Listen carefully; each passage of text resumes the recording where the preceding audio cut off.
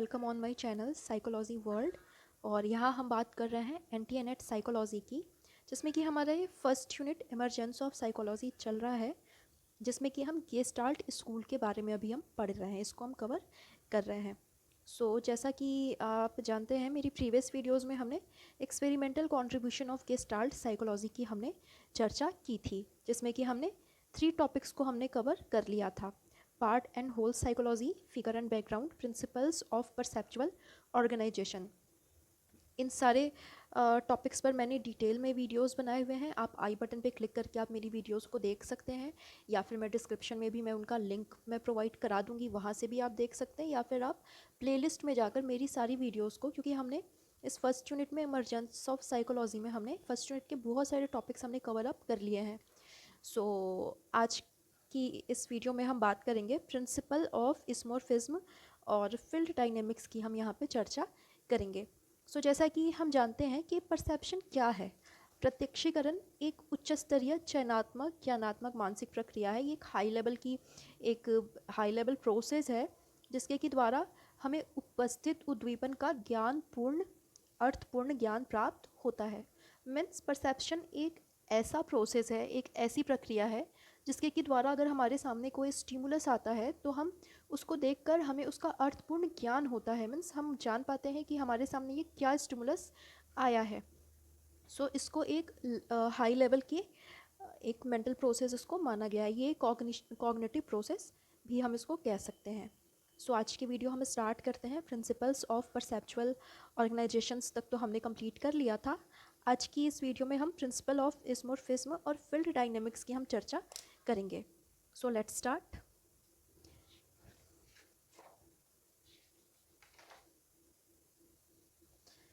Principle of इसमोर्फिज्म समाकृतिकता का सिद्धांत या समाकृतिकता की थ्योरी, इसको वर्दाइमर के द्वारा दिया गया है और ये गति प्रत्यक्षण पर ये बेस्ड है।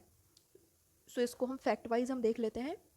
1912 में मैक्स वर्दाइमर ने गति प्रत्यक्षण पर कार्य किया और पाया कि जब दो समान दृष्टि उद्दीपनों को एक दूसरे से 1/15 सेकेंड्स के अंतराल पर दिखाया जाता है तो हमें वह उद्दीपक स्थिर होते हुए भी गतिशील दिखता है। मीन्स हम इसको एक नॉर्मल लैंग्वेज में अगर हम कहें, ये टेक्निकल लैंग्वेज थोड़ा सा ज़्यादा टफ हो जाता है। मीन्स हम बात करें, अगर हम दिवाली के हम झालर्स की बात करें, हम दिवाली में जो छोटे छोटे बल्ब्स लगाते हैं तो हम देखते हैं कि वो 1 सेकेंड से भी कम के टाइम में वो एक बार जलती हैं, बुझती हैं, तो हमें एक लड़ी जैसी हमें दिखती है। हमें ऐसा लगता है इस तरह से कोई चीज़ है, ये जो लाइट है वो एक तरह से घूम रही है या राउंड कर रही है, लेकिन ऐसा होता नहीं है।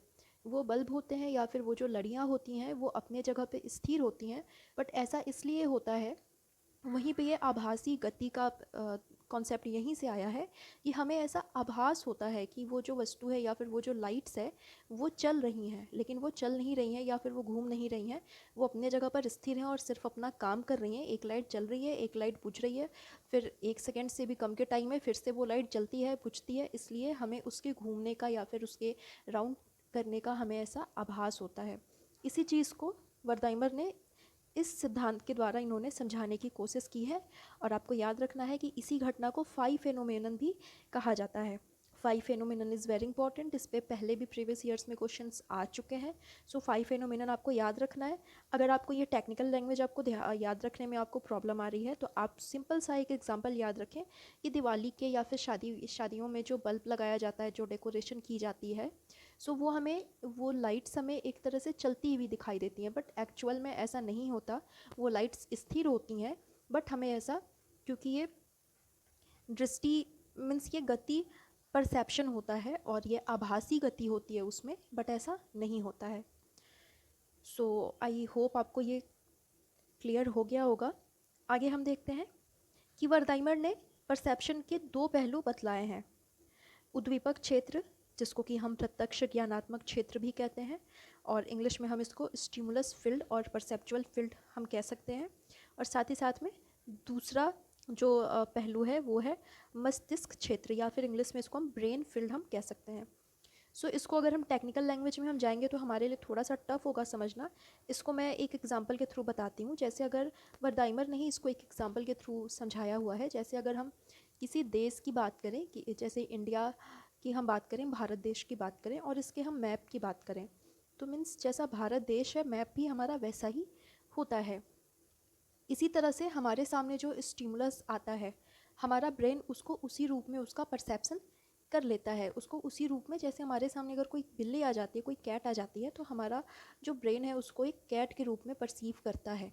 या फिर हमारे सामने अगर एक एरोप्लेन आ जाता है तो हमारा ब्रेन उसको एक एरोप्लेन के रूप में ही परसीव करता है।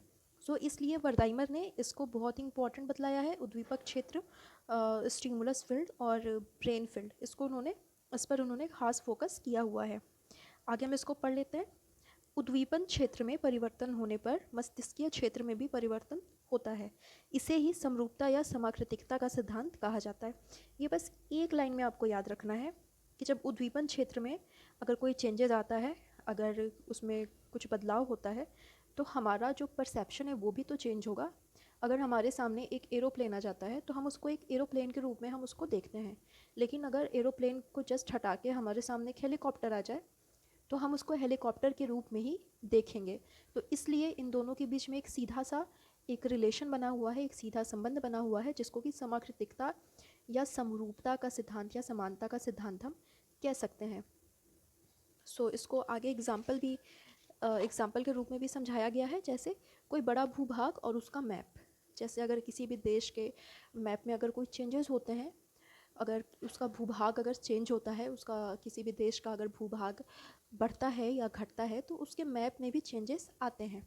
उसी तरह से हमारा भी ब्रेन फील्ड होता है और स्टिमुलस फील्ड होता है, कि हमारे सामने जो उद्दीपक होता है हमारा ब्रेन उसको उसी रूप में देखता है, और उद्दीपन फील्ड स्टिमुलस फील्ड में चेंजेस आने से हमारा जो ब्रेन फील्ड है उसमें भी चेंजेस आते हैं। आपको बस ये एक लाइन में याद रखना है, इसे ही समारूपता या समाकृतिकता का सिद्धांत कहा जाता है। आगे अगर हम बात करें तो कोहलर ने भी इसकी स्टडी की और इन्होंने एक नया कॉन्सेप्ट यहाँ पे दिया है, जिसको कि फिगरल आफ्टर इफ़ेक्ट कह सकते हैं। इसके बारे में हम देख लेते हैं कि ये चीज़ क्या होती है। इसकी स्टडी कोहलर और वॉलेफ के द्वारा की गई थी 1944 में, और इसकी व्याख्या उन्होंने मस्तिष्कीय परितृप्त घटना के रूप में की है। जैसे इनका मत है कि किसी वस्तु पर 1 टक 35 सेकेंड तक देखने के बाद जब हम नई वस्तु को देखते हैं तो हमें उसका थोड़ा सा विकृत परसेप्शन होता है। इसे ही आकृतिक उत्तरीय प्रभाव।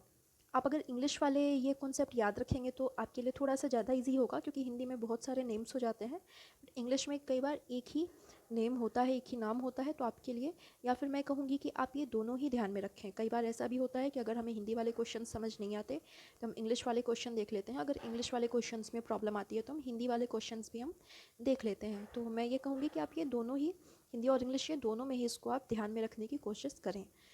इसको ही आकृतिक उत्तरीय प्रभाव, फिगरल आफ्टर इफेक्ट कहा जाता है। इसको हम बहुत ही सिंपल वे में समझ सकते हैं। जैसे आजकल आप व्हाट्सएप पे देखते होंगे कि काफ़ी फेमस हुआ है कि एक बुद्ध की फ़ोटो आती है, या फिर बुद्ध की नहीं, एक कोई भी फिगर आती है जो कि थोड़ा सा ब्लर होता है, और वहाँ पे एक नोज़ पे एक तिल होता है या एक मार्क होता है। हमारे व्हाट्सएप में इस तरह के मैसेजेस आते हैं कि हमें उसको कुछ देर तक देखना है, देखने के बाद हमें वॉल पे देखना है, दीवार पे देखना है। तो दीवार पे हमें वो पिक्चर 2 सेकंड के लिए या 1 सेकंड के लिए हमें वो पिक्चर वहाँ पे छपी हुई दिखाई देती है।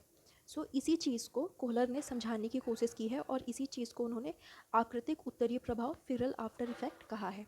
या फिर इन्होंने इसको अपने अकॉर्डिंग इन्होंने इसको एग्जांपल दिया हुआ है। जैसे हम किसी भी चीज़ को अगर हम लगातार हम देखें 35 मिनिमम 35 सेकेंड्स है, मिनिमम 35 सेकेंड्स तक अगर हम किसी भी चीज़ को हम लगातार देखते हैं, उसके बाद हम तुरंत अपना ध्यान हटाकर हम दूसरी चीज़ को देखते हैं, तो थोड़ी देर के बाद 1 या 2 सेकंड के बाद हमें जब हम दूसरी चीज़ को देखते हैं तो हम उसका वास्तविक परसेप्शन हम कर पाते हैं। क्योंकि पहली वस्तु का जो हम कह सकते हैं जो शैडो है, हमें दूसरी वस्तु में भी हमें हल्की सी दिखलाई पड़ती है। आप ऐसा खुद प्रैक्टिकल करके भी आप देख सकते हैं, बहुत ही इंटरेस्टिंग है। कोहलर ने भी इस चीज़ को बतलाया हुआ है। यहाँ पे आपको ये भी ध्यान में रखना है। और यूजीसी नेट की अगर मैं बात करूँ तो यूजीसी नेट के क्वेश्चंस यहीं से आते हैं, आपको सीधे सीधे क्वेश्चंस कभी भी नहीं आएंगे। इसके क्वेश्चंस आपको कथन निष्कर्ष में आ सकता है। जैसे आकृतिक उत्तरीय प्रभाव का संबंध परसेप्शन से है और आपको बताना होता है ये कथन सत्य है, सही नहीं है, दोनों कथन सही है और इसका वर्णन कोहलर के द्वारा किया गया या फिर इसका वर्णन वर्थाइमर के द्वारा किया गया। सो यहाँ पे आंसर होगा कि कथन तो सही है लेकिन सेकंड कथन सही नहीं है। तो आपको एग्जाम्पल के साथ साथ ये भी ध्यान में रखना है, ये कॉन्सेप्ट, ये टर्म्स के साथ साथ ये भी ध्यान में रखना है कि इसको किसके द्वारा दिया गया है। फाई फेनोमेनन वर्थाइमर के द्वारा दिया गया है और फिगरल आफ्टर इफेक्ट को कोहलर के द्वारा दिया गया है। सो आई होप आपको ये समाकृतिकता का सिद्धांत आपको अच्छे से क्लियर हो गया होगा। हम यहाँ पे लास्ट टॉपिक हम देख लेते हैं, फील्ड फोर्स या फील्ड डायनेमिक्स। ये भी बहुत इंटरेस्टिंग है, हम इसको थोड़ा सा ध्यान लगाएंगे तो बहुत ही ईजिली हम इसको समझ लेंगे। फील्ड फोर्स, इसके बारे में गेस्टाल्टवादियों का कहना है कि उद्दीपक क्षेत्र में दो प्रकार के बल होते हैं। यहाँ पे अगर मैं बात करूँ तो ये टॉपिक्स अपने आप में बहुत ही बड़े बड़े टॉपिक्स हैं, लेकिन यहाँ पे मैंने टू द पॉइंट जो कि हमारे एग्जामिनेशन से रिलेटेड है, मैंने उन्हीं चीज़ों को यहाँ पे इंक्लूड किया हुआ है, क्योंकि कई बार ऐसा हो जाता है कि हमारा नोट्स बहुत ज़्यादा बड़ा हो जाता है और एग्ज़ाम के टाइम में हम उसको प्रॉपर रिवाइज़ नहीं कर पाते। इसलिए मैं आपसे भी कहूँगी कि आप सारे कॉन्सेप्ट को पढ़ें, बुक्स में जितने भी एग्जाम्पल्स हैं आप सबको ध्यान में रखें, लेकिन आप अपने नोट्स को बिल्कुल टू द पॉइंट बनाएं और पॉइंट वाइज आप बनाएं, तो आपके लिए रिवीजन करना भी बहुत ही ईजी हो जाता है। सो फील्ड फोर्स के बारे में, और मैं ये मान के चल रही हूँ कि अगर आप यूजीसी नेट की तैयारी कर रहे हैं तो आपके लिए ये बेसिक्स आपके क्लियर होंगे। अगर मैं इसी थ्योरी की बात करूँ, अगर मैं गेस्टाल्ट थ्योरी, परसेप्शन थ्योरी की मैं बात करूँ, तो मैं ये मान के चल रही हूँ कि आपने इसको ग्रेजुएशन लेवल पे या मास्टर्स लेवल पर आपने डीपली इसको पढ़ा होगा, इसलिए मैंने यहाँ पे टू द पॉइंट चीज़ों को ही इंक्लूड करने की कोशिश की है। फिर भी अगर आपको लगता है कि किसी प्रॉपर टॉपिक के लिए अगर आपको बहुत ब्रॉड डिस्कशन चाहिए या फिर एक बड़ा नोट्स चाहिए, तो आप मुझे मैसेज कर सकते हैं, आप मुझे कमेंट सेक्शन में आप कमेंट कर सकते हैं। मैं उसके लिए भी, मैं उस टॉपिक पे भी मैं प्रॉपर वीडियो में बना दूँगी। सो हम फील्ड फोर्स को या फील्ड डायनेमिक्स को हम देख लेते हैं। सो उद्दीपक क्षेत्र में दो प्रकार के बल होते हैं, संयोजक बल और अवरोधक बल, कोहेसिव फोर्स और रिस्ट्रेनिंग फोर्स।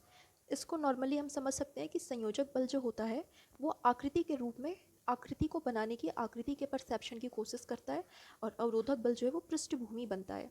इसको हम नॉर्मली हम समझ सकते हैं जैसे संयोजक बल जो होता है उसका मेन काम होता है कि हमारे सामने जितने भी उद्दीपन हैं उसको वो मिलाकर एक आकार के रूप में हमें हमें परसेप्शन कराए, एक आकार को बनाने की इसकी संयोजक बल जो है वो काम करता है।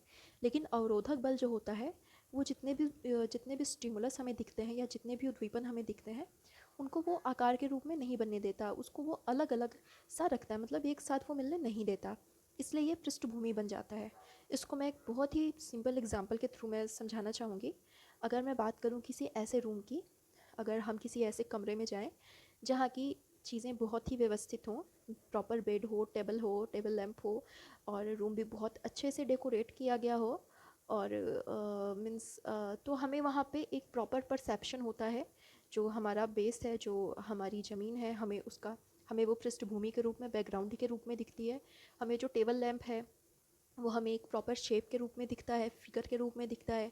जो टेबल की अगर हम बात करें तो टेबल हमारा बैकग्राउंड बन सकता है, या फिर टेबल हमारा बैकग्राउंड या फिर फिगर भी बन सकता है, जो कि जिसकी की चर्चा मैंने फिगर एंड बैकग्राउंड वाले अपनी वीडियो में मैंने की थी।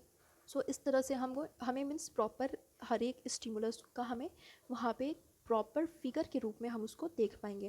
लेकिन वहीं अगर मैं बात करूँ, हम किसी ऐसे रूम में चले जाएं जहाँ की टेबल भी गिरा पड़ा हो, बेड के ऊपर फ्लावर पॉट भी गिरा पड़ा के रखा हुआ हो, बेड के ऊपर कुर्सी रख दी गई हो जो कि टेढ़ी मेढ़ी रखी हुई हो, इस तरह के अगर किसी रूम में हम चले जाएं तो वहाँ पे हमें किसी भी चीज़ का प्रॉपर परसेप्शन हम नहीं कर पाएंगे, क्योंकि चीज़ें वहाँ पे अव्यवस्थित रखी हुई हैं।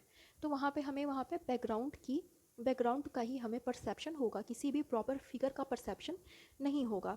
सो संयोजक बल जो होता है वो आकृति बनाने की कोशिश करता है, और अवरोधक बल जो होता है वो पृष्ठभूमि के रूप में कार्य करता है। सो आपको याद रखना है, कोहेसिव फोर्स जो है वो आकृति होती है, रिस्ट्रेनिंग फोर्स जो है वो पृष्ठभूमि के रूप में कार्य करता है। सो आगे हम देखते हैं कि हम किसी भी स्टिमुलस को जब हम देखते हैं तो ये दोनों ही शक्तियाँ सक्रिय रहती हैं, जिसके कारण ही व्यक्ति उद्दीपक का संगठित रूप में परसेप्शन कर पाता है। मीन्स जब हम किसी भी चीज़ को देखते हैं तो ये हमारा संयोजक बल और अवरोधक बल दोनों ही काम करता है, जिसके के द्वारा हम प्रॉपर हम चीज़ों को फिगर और बैकग्राउंड के रूप में हम देख पाते हैं। तो ये दोनों ही इम्पॉर्टेंट है। गेस्टाल्टवादियों ने संयोजक बलों के योग को सिग्मा सी कहा है, कोहेसिव फोर्स, इसलिए इसको सिग्मा सी से उन्होंने डिनोट किया हुआ है, तथा अवरोधक बल के योग को इन्होंने सिग्मा आर का संकेत दिया है। और साथ ही इन्होंने 3 तरह की ऐसी परिस्थितियाँ भी बताई हैं कि जिनमें अगर सिग्मा आर अगर ज़्यादा प्रबल हो तो क्या होता है, या सिग्मा सी अगर ज़्यादा प्रबल हो तो क्या होता है। तो ऐसी इन्होंने 3 परिस्थितियाँ, 3 सिचुएशंस बताए हैं। आपको ये सिचुएशंस भी आपको याद रखने हैं, क्योंकि इस तरह के क्वेश्चंस आपको कथन निष्कर्ष में आ सकता है, या फिर कोडिंग के क्वेश्चन में भी आपको ये इस तरह के क्वेश्चंस आ सकते हैं। तो हम यहाँ पे देखते हैं कि जब दोनों बलों की प्रबलता समान होती है तो व्यक्ति को कोई भी प्रत्यक्षीकरण उत्पन्न अनुभव नहीं होता। मीन्स जब संयोजक बल और अवरोधक बल दोनों ही समान रूप से होता है तो व्यक्ति को कुछ भी नया नहीं दिखता, जो चीज़ें जहाँ हैं वैसी हैं। तो व्यक्ति को किसी भी चीज़ को, या हमें वहाँ पे कोई भी प्रॉपर एक अलग से किसी स्टिमुलस होने का एहसास नहीं होता। जो चीज़ें जैसी हैं वैसी ही हमें दिखती हैं। मीन्स हमें कोई नई चीज़ हमें नहीं दिखती।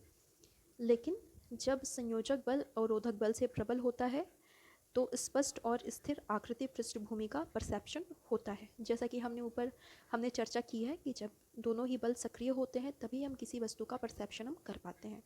सो इसी तरह से हम कह सकते हैं कि जब संयोजक बल या कोहेसिव फोर्स जब अवरोधक बल से ज़्यादा प्रबल होता है तो हम प्रॉपर किसी भी चीज़ का परसेप्शन हम कर पाते हैं, एक फिगर और बैकग्राउंड के रूप में किसी भी चीज़ को हम देख पाते हैं।